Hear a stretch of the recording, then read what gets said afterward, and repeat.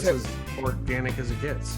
I was say you don't always need a scheduled, planned, scripted. We're unscripted. There's no scripts here at the Tire Preference Podcast, which, by the way, you're listening to. Welcome to the Tire Preference Podcast. Hooray! Woohoo! Where I, Jake, along with Dave and Tyler, talk about Formula One stuff. We make, Yay! I would say we make plenty of points. They might be a lot soft of points. We make more points than Ferrari does right now. Oh, rough. We'll get to that. We'll get to that toward the middle of the podcast. So welcome to the Tire Preference Podcast. My name's Jake. We're here to talk to you about the Paul Ricard, the French Grand Prix, French GP over there in France. So let's just get right into it. So if you're new to F1, just know that, and this is, it's like, say you're brand new to F1, you found this podcast randomly while you're taking a dump, and you're like, I'm gonna listen to these guys, and you did, and you're like, damn, now I want to check that shit out, and you're like, okay, it's my first race, I'm gonna fucking be home. It's Sunday, I'm gonna fucking watch this race, it's gonna be dope, and then it wasn't. It's because it's at Paul Ricard. Yeah, this is not a benchmark race. It is not. It is was for suck. It is a benchmark race for suck. I will say this race, there was some cool things that happened, some instances that were pretty exciting, but yeah, for definitely. For the majority, it was kind of a just yeah. It's just Yeah. hard to I think the pass most on that track. It's just not a good track. The coolest, most exciting thing that happened all weekend was in Q3 when Ferrari pulled out the big brain strategy of having Carlos Sainz sacrifice and tow Charles Leclerc. Well, it wasn't even really a sacrifice because he's starting it at the back of the grid anyway. So yeah, that's true. That's Yeah. true. But yeah, he did. all he had to do was beat Kevin Magnussen. Yeah. That was the second time he got towed this weekend. Oh, Tyler with the terrible puns. Oh boy. I had some Red Bull jokes lined up too, but I can't remember any of them. Got to write those down for the podcast, son. I should have. So here we are, Paul Ricard. It's about, I think, like 190-ish miles away from Monaco. So it's almost a home race for Charles Leclerc, but it is definitely a home race for Sven Ocon and Pierre Gasly, who But nobody gives a shit, especially out of all the listeners that we have. Nobody in our listener sphere really cares about Pierre Gasly at all. Like, no one does. There's not one fan. Nobody. Who, Not one fan not that we one, have. No one. I mean, if drivers were flyover states, Pierre Gasly. Based on our Gasly viewers, Pierre Gasly would be a flyover state. If Pierre Gasly was a state, it would be like Vermont, and that there's no direct flights to it. Ooh, and that New Hampshire, just, New Hampshire. Yeah, you need to take 3 layovers to get there. Yeah. I know this is such a good joke, but it hurts to make fun of Gasly so much. I like the guy. Yeah, I mean, we got to. Sometimes the other drivers are just low hanging fruit. We can't make fun of Lance Stroll all the time, who had his great little fucking radio whine attempting to be Kimi Räikkönen over the weekend. Leave me alone. Leave me alone. We'll get to that. So at the beginning of the race, just a couple little stats to throw down because it was hot there, and Paul Ricard had a maximum capacity crowd of 70,000, which is about 400,000 less than Silverstone. If that tells you, only exactly 70,000 people in that entire country give a shit about that racetrack. No shit. Only. So the air temp was about 86 degrees. The track temp was about 124 race start, although it got a little hotter throughout the thing, and it had 42% humidity, which is like just enough humidity for you to start getting the under tit sweat, sweaty really butt crack. Yeah, I'm getting that right now, just sitting in my apartment. Swamp ass alert! Swamp ass alert! Mm-hmm. Yeah, you're going to the bathroom like to pee, but you're really just kind of spot. What was it? Yeah, the jungle there. Just a wipe. What was it? Lewis Black said, "When you need deodorant for your butt, it's far too humid." Fart too humid. Cool. Two cool things they had was it was the home drive for Ocon and Gasly, and they had a couple little stats about those guys. Like, for example, Pierre Gasly's trilingual. I didn't know this. Really? I knew he's bilingual because he obviously speaks French because he's from France. And if you're from France and you don't speak French, there's probably a whole host of problems that need to be addressed. But he definitely speaks English because I've heard him speak it, and that's a language that I fully recognize. Also speaks Italian. Yep, but Ocon speaks one more language, which is. Jake, take it. Since that was probably what I was getting to, and I ruined it. Spanish, you did, but it's okay. Spanish is so he speaks. Ocon speaks all the same languages as Gasly does, but he speaks Spanish. So he needed to learn to speak Spanish because he needed to know what Fernando Alonso was saying about him under his breath. Yeah. Oh, speaking of classic Fernando Alonso, did you hear one of his radio messages? No. About the people behind him? No. Oh fuck! I forgot it was about, but he said whatever it was. He's like, I don't care. I want to burn their tires out. Nice. So whatever they mentioned to him, he was like, no, I want to do this because I want to burn their tires out behind me. It probably started with, is Lewis Hamilton is not behind you. I don't care. I just want to burn their tires out. Right, I just want to burn their tires out. So a few more stats because I like these. These are kind of fun. I always look for these at the beginning of the GP. This could be the last French Grand Prix at this track, which, I mean, for the time being.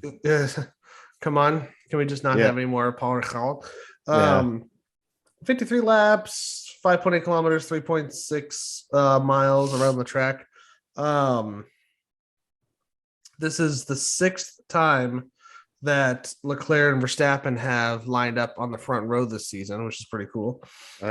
And this Grand Prix was the 300th Grand Prix for Lewis Hamilton. Oh, yeah. And he got on the, well, we'll get to that, but we'll get to that. Really well for we'll get to that. A couple other fun things.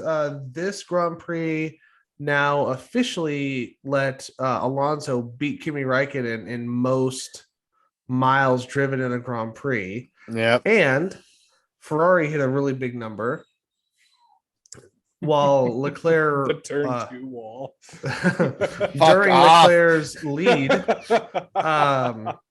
Ferrari hit 50,000 miles leading a Grand Prix since their entry into Formula One. That's a lot of lead laps. That's a lot of lead laps. That's not just miles driven in GP. That's laps led. So they probably could have got this 20 years ago, like when we weren't in the mid to late 2000s or early teens. But whatever. We won't talk about that too much.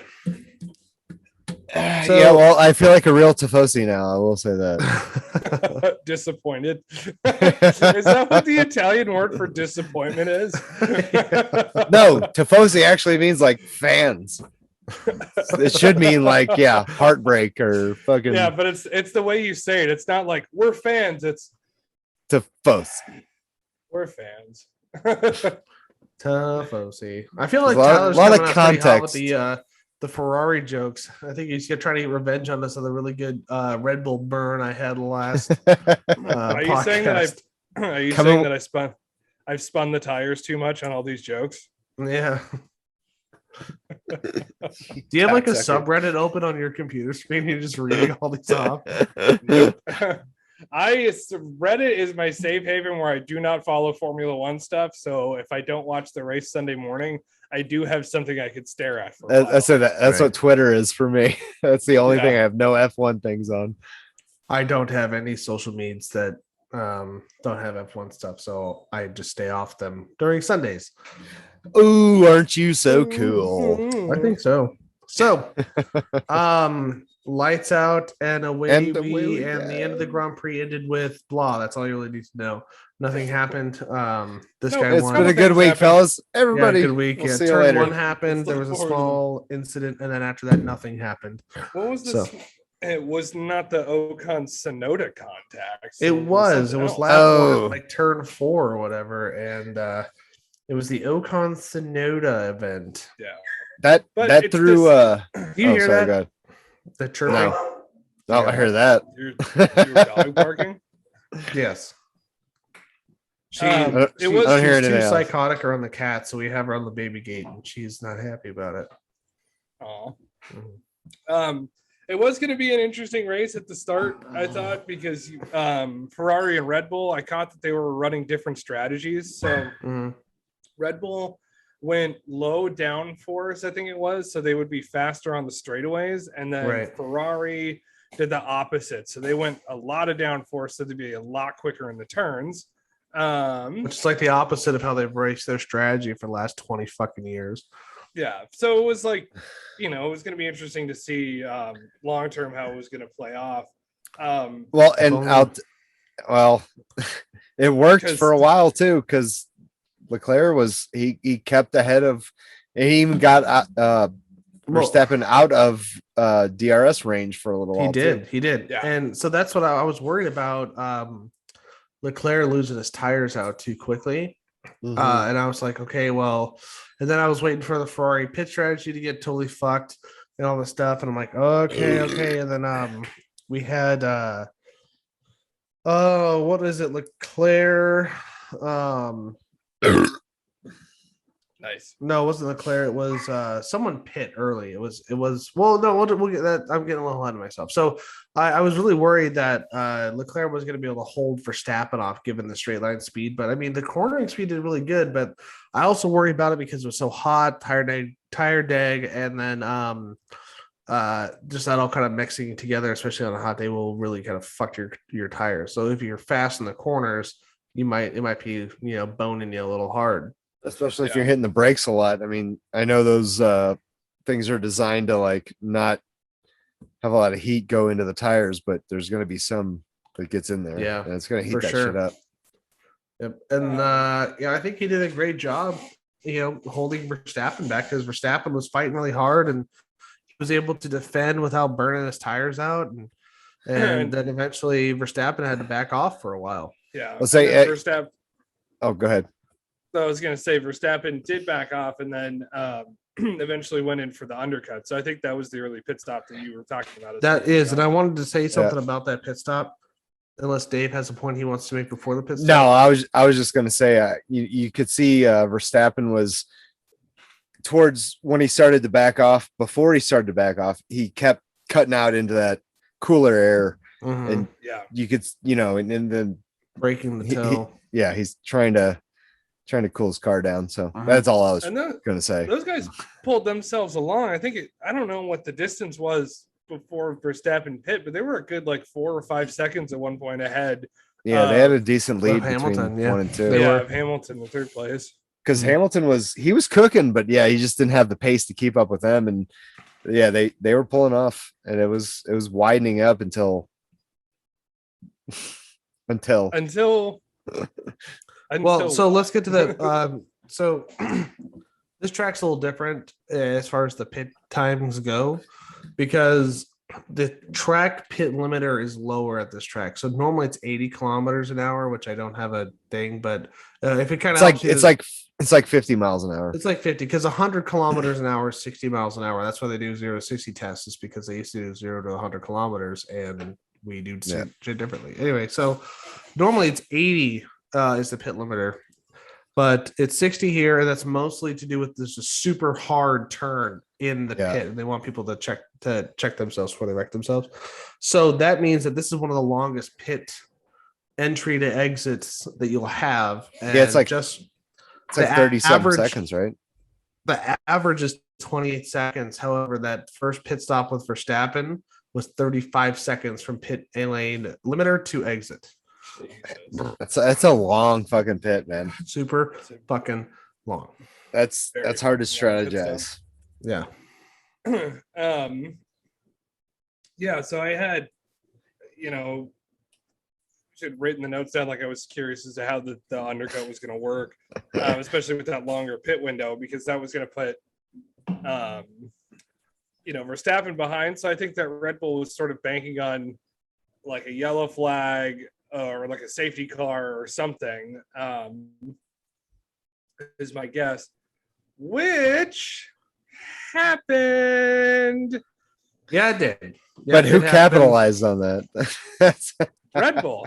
For No. sure. Are you sure? Because I remember was this another safety car when Russell was like skadoosh, No, it was different. cut Perez napping. This is no. Fuck. Well, that was later in the race. Yeah. This is when Mercedes did double stack for the safety car. Oh yeah. Okay, I gotcha. They All right. did a really clean double stack, and then Science went in and got an unsafe release, which we'll get to. But yeah, so lap 18, Oh Leclerc's yeah, off. that's that one. So initially over the radio, we hear him say something about the throttle. Oh, he And sounded so immediate- fucking pissed over the radio too. Super pissed. And so you're thinking, okay, the Throttle throttle is stuck just like it was back in Belgium. However, I don't think that's what happened. I think what he actually said was something about the throttle not like they're not letting it stuck open, but that it's not opening. And I think what was happening was that radio message happened after he got the nose into the wall because he tried to go in reverse and he got stuck, much like Perez did in Canada, I think it was. Yeah. Well, I remember he tried to back up. He couldn't get it in reverse, and he couldn't stab the throttle to get it to reverse. When I heard a playback of the thing, it sounded like he said, "I can't find the throttle," and that was after he was already in the thing. And well, yeah, you're in the thing, you're trying to find reverse, and that makes sense. Because the it's radio not call to be, I can't find the throttle. Well, Yeah. It's not trying like to find the gear. putting- No, it's not- it's not. It's not like hard to putting find reverse. that gear. Reverse is a tricky situation in F1. Yeah, you have to. It's like almost like a combination of buttons you have to hit to get reverse. It's not just hitting downshift and then I think some cars that use the semi-automatic, you like double click for neutral and then once down again for reverse. It's not like that. You have to like mode this, session that, diff in this area, this, click down for reverse gear and then find the throttle, which just like Perez, I mean, it's not going to matter if you're wedged. So, yep, that caused an issue for Ferrari, and like a really just sad, gut wrenching yell from Leclerc. Like just that was. Well, did you hear the frustration? Oh my god, yeah, I felt it in my bones. Oh yeah. Did you hear his? It was hard to listen to. Did you hear his interview afterwards though, when they finally got to talk to him? Yeah, he just totally took all the blame for himself, which I think is smart and mature. For the driver. But was it all his fault though? It could have been. I think that so the main thing that they were looking for during the race. Are you all right, Dave? Like, what in the fuck's going on? I'm trying. I got your head if you're choking. I got the hiccups. I'm trying to get rid of the hiccups. Just go. Dave, we need to scare you so you get rid of the hiccups. Tax returns. You're fired from the podcast. All right, keep going. I'm gonna do what I do. They were trying to analyze what was going on with Leclerc's car, and I think the things like they looked fish out of water. Like it's you want us to continue, but you're just what is that? Your dog? Even your dog's worried about the dog's like, danger! Dave's choking! Eddie, call an ambulance! Help! Danger! Fucking vein in the side of the So, all right. Let me explain. So my method of curing the hiccups is holding my breath and sucking in as much as I can and keep sucking in and keep sucking in until I can't hold it anymore. Mm-hmm. And then when I'm about ready to pass out, I let it out. Hiccups are gone. And it worked. I don't have the hiccups anymore.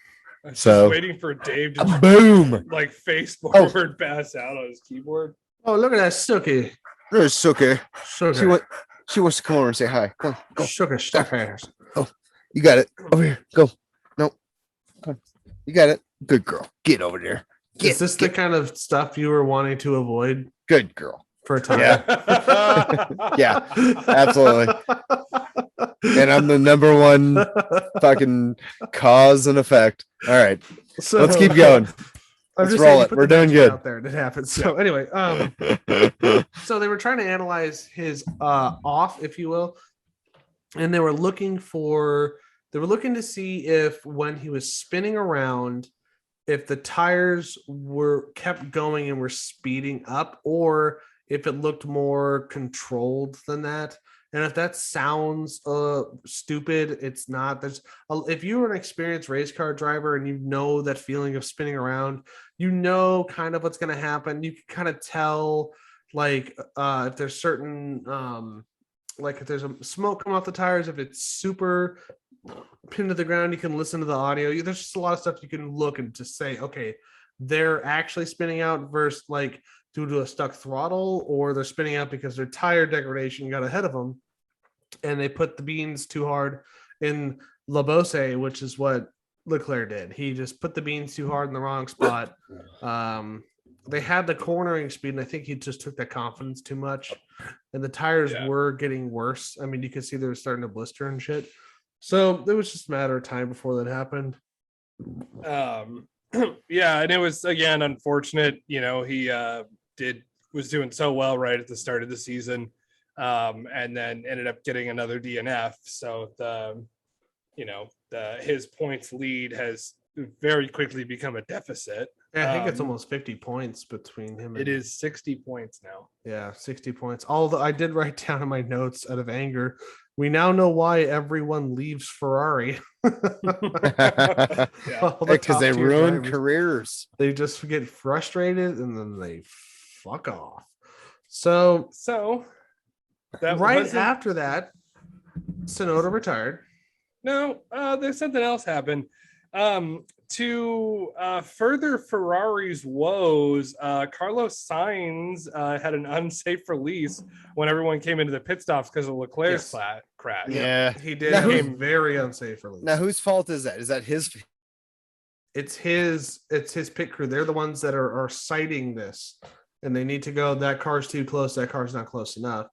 And it does get competitive, and you do try and cut it close a lot of times because you want to get out in front of someone. So you're not especially with that long of a pit delta too. Yeah, it was a much longer pit delta. My dog spilled his beer all over the place. Diarrhea. Oh my god. Well, stop it. I'm gonna throw clean it up, and then send us invite because there's only 8 minutes left. Give me a minute. Well, let's get to it. I got boys, what are you drinking? Up. Oh, Dave got the Yay! A round of applause for Dave. Golf claps all around. All right, so what are you drinking, boys? Just finished a can of Fresh Squeeze IPA from Deschutes Brewing. Dave's got himself a Colorado lemonade. You're a little more fancy to me. I'm just Coors Lights in it tonight. Family came into town, so we were drinking for the last 4 to 5 hours. So it sounds like our vacation. Yeah. So I'm a little tipsy tonight, fellas. This is for Cody Lamb. Hams. Aww. Gross. It's not even warm. That's like for old World War II vets that put salt in their carbonated water for flavor. And or it's for people that like to buy a 6-pack, pay a $5 and get change back. It's true. I get a 6-pack of pints. It cost me like $8. Right, this was $4. It's cheaper than PBR. Okay, so silver bullets are costing silver dollars nowadays. Paul Ricard. So we're a little ways through it at this point. Dave had we already discussed that. What's that? So, what did we already discuss? Your poo emergency. Oh yeah, that was gross. Yeah. No slippage though. Yeah, we got it. We got it contained. So the poo has been contained. I was keeping notes for the race, as I do because I do a podcast now about Formula One. And the next line that I had, I said was Latifi's upgrades, laugh out loud. What lap did Latifi retire on? Do you guys remember? No, so he, much like Monaco, I was watching the race, and I just happened to notice that K-Mag is out, and so is Latifi. And I was like, what is going on? And I think one of the AlphaTauris ended up retiring at some point too. I think Joe Granu retired. Yeah. No, it was no AlphaTauri. It was Sonoda. We talked about that.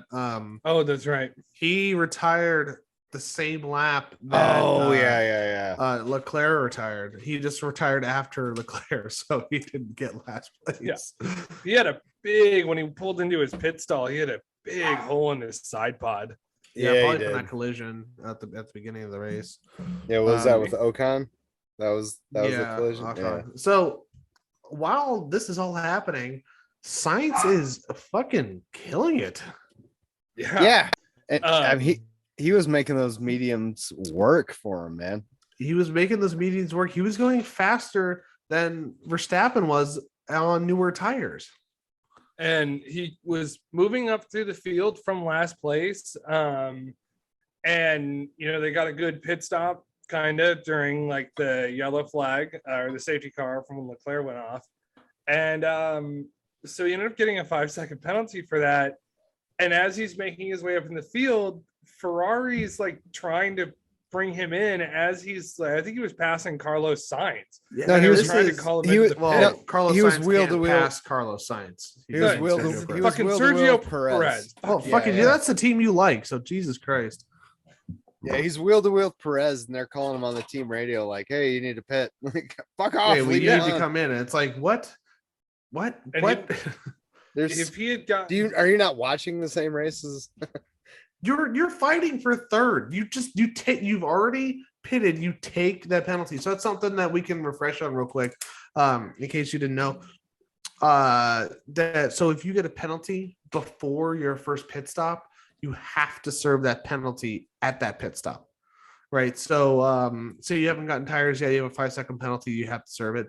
If you have already switched tires once or already done one pit stop, you can choose to serve that penalty after the race. And that could be advantageous if you're far ahead of the person that's behind you, far enough to where the 5-second penalty won't matter, but a 35-second pit stop would. So you would just stay out, take the hit at the end of the race, which is good. If you're 10 seconds ahead of the guy behind you and you have to serve 5-second penalty after the race, they just take 5 seconds off your total race time. You're still 5 seconds ahead of that guy. Better than doing a 30-second pit stop and getting behind him and the 3 people behind him. Yeah, it's fucking silly. So it would have been smarter to leave Sainz out. And I don't know why Ferrari can't figure their shit out when it comes to pit strategies. Because I think their main goal is to let Tifosi down and to make my heart fucking break, because I thought this was the year.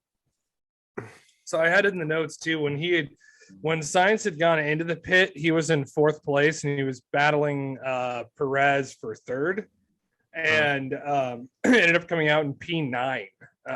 Was the drop that he made, and so, he was pissed. He was, and that is appropriately so, because it was just completely fucking foolish that. There was no, he was the fastest, he was lapping faster than anyone else on the track when they decided to pit him. It was like, I think it was 10, 12 laps left in the GP. He would have just fucking finished the race where he did and he got a 5-second penalty. Instead, they gave him a 35-second penalty. It almost feels like Ferrari's just trying to shoot themselves in the foot. Yeah, they're doing a damn good job at that. I'll tell you that much. They are definitely. So moving along, the next thing that I had listed was the Perez and Russell contact. And it looked, like Perez was ahead going into the turn, and then Russell just immediately starts whining over the radio about like, well, it was my corner because my tire was ahead of his rear tire, and he's whining and bitching over the radio because Perez had to go wide to avoid the turn, and then Russell was crying and shitting his pants. It is fucking annoying, by the way. It is a little annoying. So then to the point where Total Wolf had to get on the radio and basically tell him just like, you can hunt him down, like, in total wolf way of being like, shut up, like stop fucking complaining. Well, so one of the reasons why he was so adamant and vocal about that is because it has been decided in some capacity that if you are on the inside line of a turn and your front wheel is matching or past their rear wheel, that you have then the right of way for that turn. It is a thing. It is a thing. I think it's a bit of a silly thing because it's hard to see cars shooting up from the inside and it's going to make people jump for gaps. But I did hear the commentator say that is a thing. Yeah, that is done. That's why he was bitching so much. A little precarious, but it's a little bylaw. But I feel like Russell had something similar happen in the last race, and just listening to him like whine and complain over the radio is just getting kind of annoying. Right. So, but I don't know if this is just like my own bias. When I think of whining over the radio, I hear about every time Lance Stroll even says like, "Hey, I saw a slug on the track." When George Russell is on the radio, he just sounds like a hyper concentrated thing. It's like he was in the wrong. They're like, okay, well, shut up. He's like, well, he was definitely in the wrong. He should give the place up. He just sounds like he's in the middle of fucking driving a race car, not crying because his diapers are all full of poopies. Speaking of that, did you like Stroll's radio message when they're just like telling him?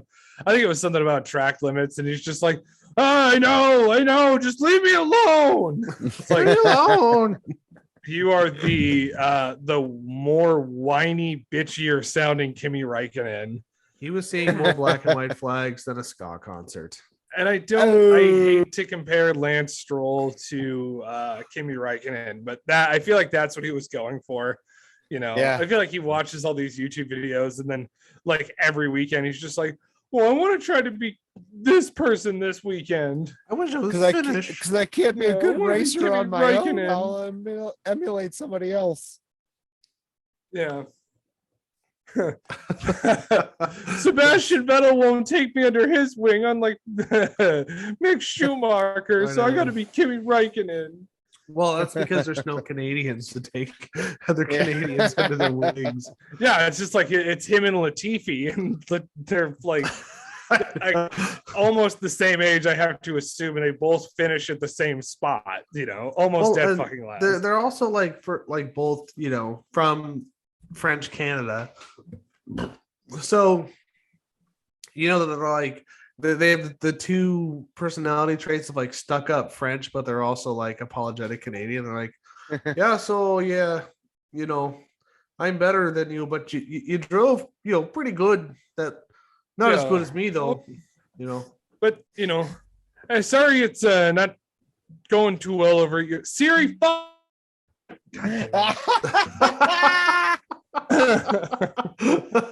I didn't know if that was part of the bit or not. That's the best to the end of a bit that I've ever heard in my life. We can't finish the bit because Siri, goddamn it, Siri fucking ruined it. Yeah, just like anytime I say a couple things on the podcast, I need to turn Siri off on my computer, but you see it start to like do its little bubbly thing in the corner. I'm like, no, god damn it. You said it again. Jesus. So let's see. I gotta say though, because there was, what was it? Zhou Guan Yu, was it his car broke down towards the end of the race? Yes, I think was his. Yeah, I think so. And they think it might have been a Ferrari power unit issue. Now I think that we're going to have a few more of these because I think that Schumacher there's been, I want to say Schumacher and Bottas have not had a power unit failure. And I feel like all the Ferrari power units are failing at about the same time, just different races because of different usages and different allocations and shit. And we're just reaching the end of the bad batch. So there's going to be probably next race. There's probably going to be another failure or two. It's Hungary, I think, is the next one. next race. Yes, it is. One of the coolest sounding racetracks ever, the Hungaro Ring. But I think there'll be another Ferrari power unit failure or two there because it just seems like the trend.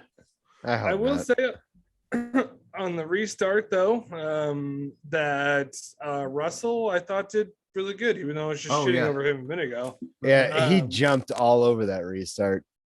Yeah, just caught Perez napping and just fucking shot around him. Perez couldn't do anything about it. He did a little bit of clever racecraft too, because he was really on the back end of Perez really heavily, and then he sandbagged himself super hard. Yeah, he did. Because you need to maintain way back. You need to maintain a certain delta when they do the virtual safety cars. It's not like having an actual safety car. We had a virtual safety car. And do you guys remember why we had that? Who went off? I think it was Zhou Guanyu. I think his car broke down. So that was why the virtual safety car broke down. Similar spot as the players on Bose. Yeah, so it was close to an opening where they could pull his car back. I remember them pushing it off pretty quickly.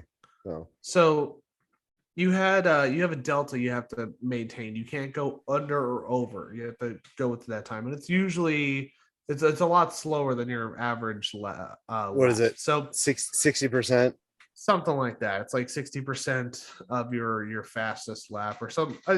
We'll tell you more later when we can actually do some research on it and tell you the right things. But the point is that you have to maintain that delta, right? So what we saw George Russell doing was he's probably in constant communication with his team, going, okay, well, the car's getting pushed off. It's where we're gonna have the safety car's gonna be ending soon, and so he hit the sandbag hard, and he started really slowing down. And what that's doing is it's creating a gap in that delta.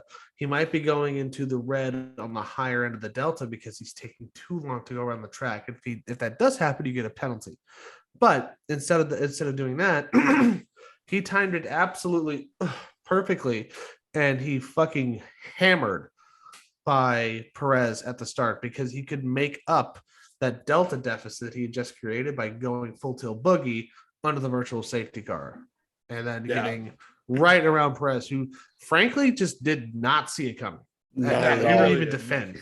Did not see it coming at all. Yeah, I would say that was a first class move by Russell to pull that one. Yeah, that's a really future world champions type shit. Yeah, Yeah, and Russell or Perez tried to hang on, but just couldn't. He had much older tires, and Perez was Russell was just really on top of it. So yeah, it really was, and I was really surprised at Perez's performance this race because I pegged him as coming out on top just because we know how good he is at saving his tires, but he couldn't make it. He's a master at those tires. Yeah, just couldn't make it happen this time. So we have our final three. We see coming across the line the matte blue of the Red Bull, Max Verstappen, and then following him are two Mercedes for the first time. This is the first time they've both been in the on the podium. Yep, which is a bit this year. Good to see. Good to see. Not mad about it. They've had a rough season so far.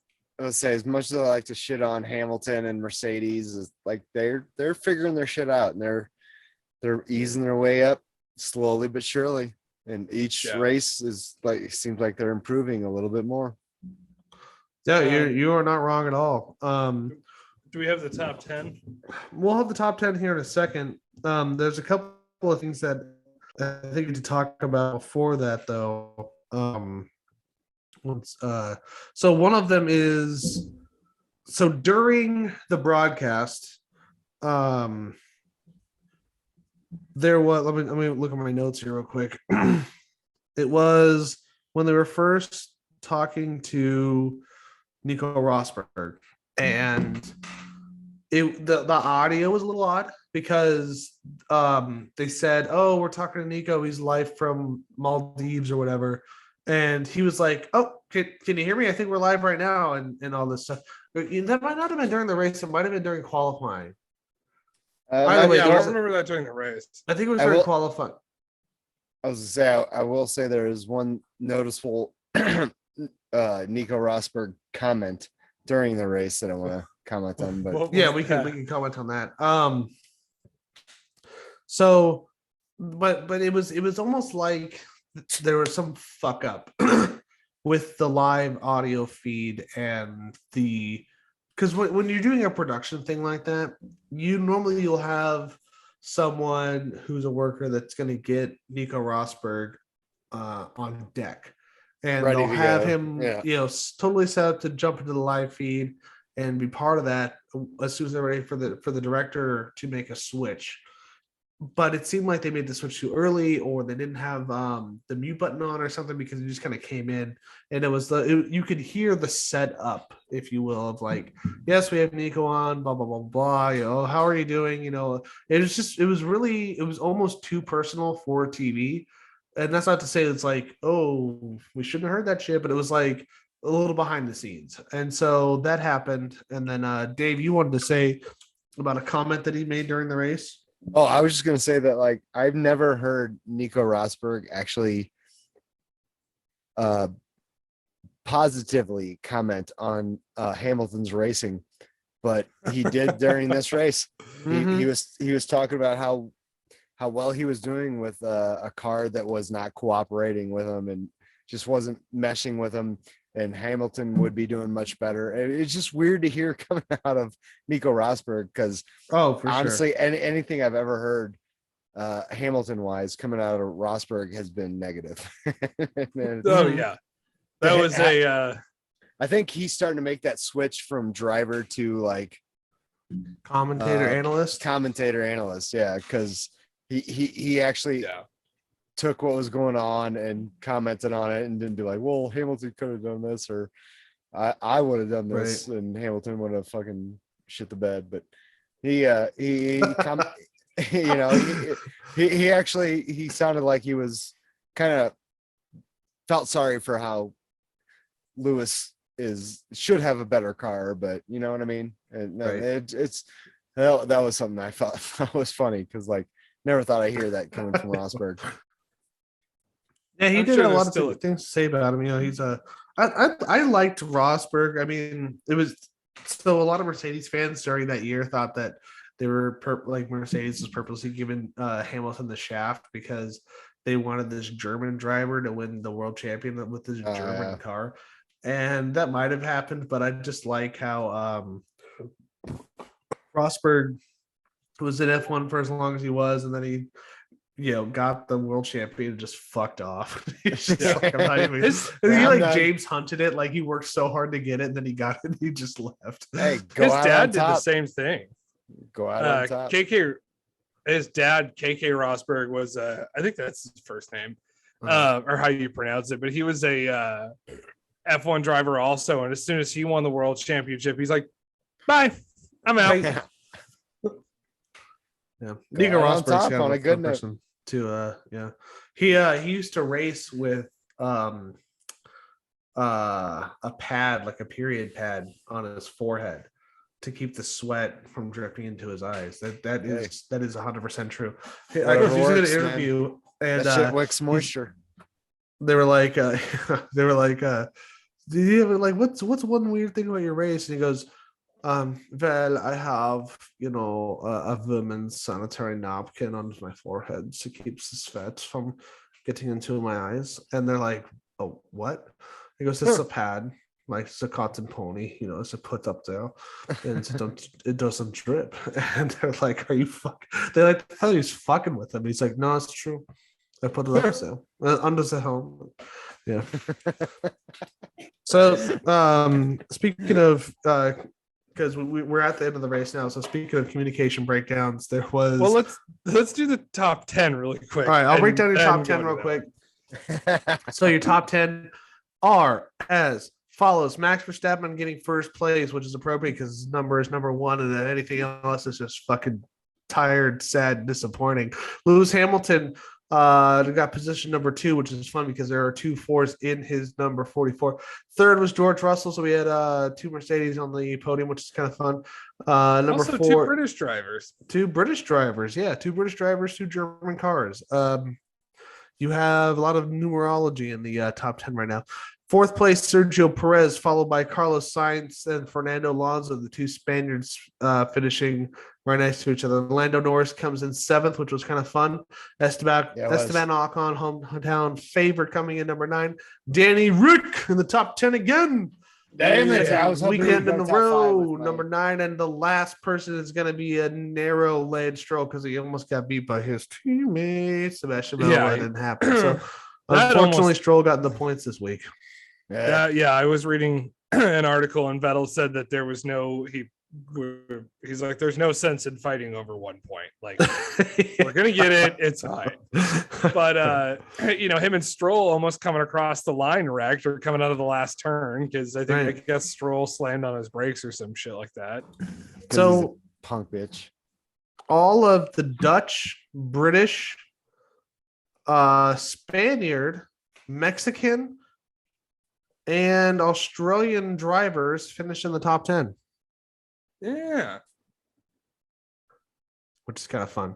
So now we move on to the end of the race and the post-race interviews, and we'll talk a little bit about the drivers' room, which was kind of interesting. So one thing that I really liked was on the qualifying day on Saturday, they had Charles Leclerc, of course, they gave a post-qualifying interview with him, and he gave this interview in English, and then he spoke in French because he's also at least trilingual, because he speaks English, Italian, and French. Growing up in Italian and French are really predominant, and so I know him. But I just thought it was kind of cool because he was able to speak to the French fans in their native language, which is also which is always really nice. He did the same thing in Monza when he got his second victory. Spoken Italian to him, so I thought it was kind of fun. But so we get to the post-race interview for the race, obviously. And Tyler, do you want to talk about what happened? So I'm watching the post-race interviews, and they are interviewing Verstappen, and David Coulthard's asking a question, and someone had a hot mic somewhere and let their feelings be known about something, because you very clearly hear, "Stop talking!" Yeah, over the TV screen. You know what? What caused that hot mic? So no, entirely did. Broadcast. You have guys that are running around doing like talking about race and shit. There's one dude in the control room, and he holds all the mute buttons for the hot mics and shit. And just so happened that he was on break. Fuck. He was having a cigarette, bag of chips. He was smoking. Bag of crisps. His chips and it was on his union mandated break. Union mandated break. Sucking down. It's a escargot. Sucking down some French cigarettes outside. Cigarettes. Doing his thing. What are you going to do? The smokes here don't have filters. No filters on the smokes. Completely biodegradable cigarettes. Speaking of no filters, the guy hot mic'd, no filter. Hot mic'd, no filter. Hey, union rules, you cannot disclose the man's name, but I assure you I do know it. I do know that man. But I ain't gonna say, but I know it. I know who he is. Yeah. I know the guy. We work together. Right. I've been to a barbecue with him. That's the only clue I'm giving you. That's it. Yeah. So I've shared cannolis with him. Yep. On many afternoon. I have seen the guy's tank top tan lines, and that's not sexual.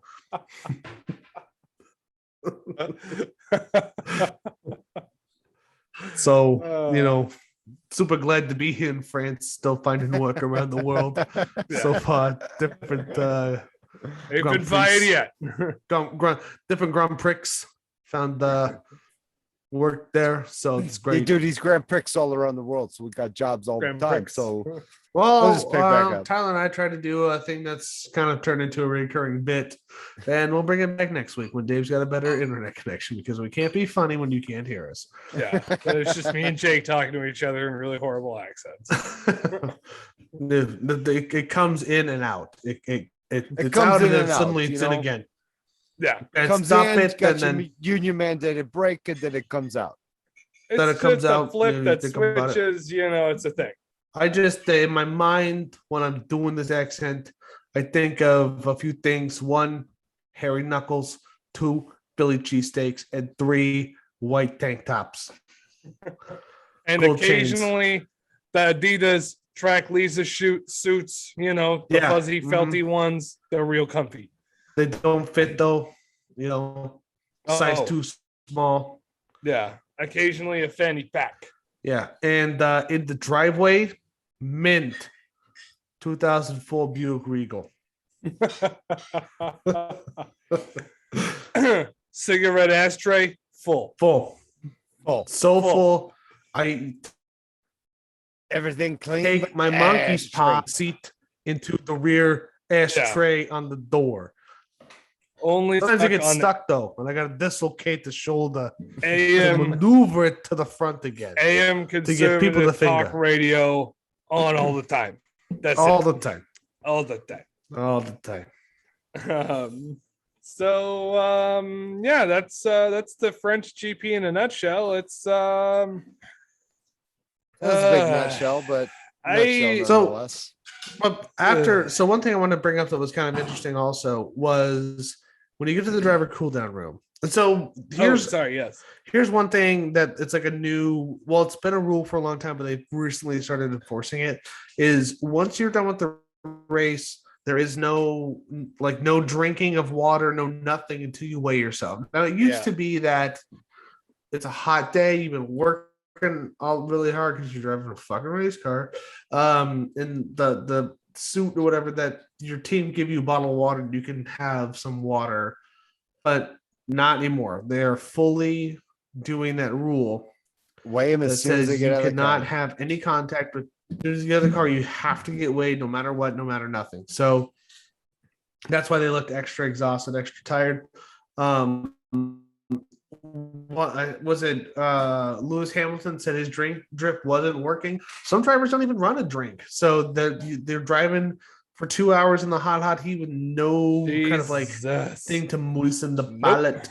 Well, which is they're fucking not awful. replacing any of those electrolytes they're losing through sweat. Yeah, well, and I don't think they can necessarily have Gatorade. I think they only have water. But Yeah. I mean, if they could, they can only have water because they were talking about how some guys would throw tea packets into their drink to make it flavorful, so it's not just water the whole time. So they're in the driver tea packets though. Come on, very British thing. Very British. Very British. So actually, tea comes from India, not Britain. So fun fact, fun world history fact. During India was a British colony, so. Whoa, dang. Whoa. Oh man, we might have to bleep that out. How it was, wasn't it? Yeah, so was Hong Kong. You gonna go ahead and say that too? But anyway, during the driver cool down room, they had it was the Red Bull, one of the Red Bull engineers, and because Max Verstappen hadn't made it up there yet, and it was the 2 Mercedes guys, and they started talking about what happened to Leclerc, and the dude at Red Bull said, well, they mentioned on team radio that we heard it was a throttle issue. They were having a problem with the throttle and stuff. And right after he said that, they cut the fucking audio. So you're like, oh, was there something to that? But I heard what we said earlier, it looks like it wasn't. He couldn't find the throttle. Is what it sounded like. Yeah, but the point is that it was really suspicious and conspiratorial that the Red Bull dude who might have heard more radio chatter than the general public said that it was a throttle issue, and telling the Mercs guys that, and then exactly as they say that, they cut the fucking audio to the room and you can't hear. They only do that when they say fuck shit or pussy dicks, whatever, but they don't say it when they're talking strategy because that's fun. That's just fun stuff to hear. Yeah. But they did this time. Interesting. Now you're gonna see on the screen next time. It's like no talking about radio messages. And so this was also Verstappen's 130th Grand Prix with Red Bull, which is the longest they've ever had any driver. Wow. Yeah, I saw that. Mm-hmm. So he's more like than their poster Vettel, boy more than for Weber. sure. Yeah. That's awesome. That's pretty awesome. But yeah, so that's the French Grand Prix. Hope you liked everything that we had to give to you. There is no bye week this week. I think we're going straight into the Hungaro. Yeah, we'll go Right around into the Hungaro Hungaro ring. So are we all put together enough to make our predictions for next week before we close this bitch out? All right, I guess I'll lead us off with predictions. Yeah, I want to lead us off. So it's a longer flowier like European style, I would say European style F1 track where it's not a whole lot of real tight turns or anything. That's not to say that there are none. So I think that this is again is going to be a heavily favored Red Bull track. I think that Ferrari is definitely going to be pulling all the stops out this weekend to try to get themselves back on track. But let's not rule out Mercedes. Mercedes has been on fire recently, and I think that this is a track that they've traditionally done well at. So right. I would be mindful of the Mercedes as well. I'd say my regular predictions are going to be, Red Bull on the podium with one Ferrari probably. And my wild card prediction, I'm going to say Danny Rick brings this one home. And whoa, really wild card. Oh. Yes, just to give you guys a few stats on the Hungaro ring. It is we're gonna have 70 laps in the race. The circuit length is 4.3 kilometers, so it's a bit shorter by a kilometer, a little bit more than Paul Ricard, and the record for the fastest lap was done by Hamilton in 2020 at 1:16. So there are two DRS zones, one down on the pit straight, of course, and then one right after turn one. There's another DRS zone there. 14 turns, and it's in a counter. It's a clockwise circuit.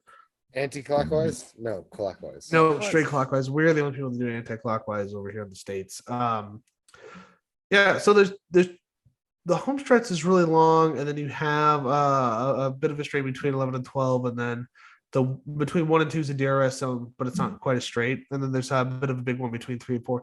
But the rest, like sector 2 is pretty turny.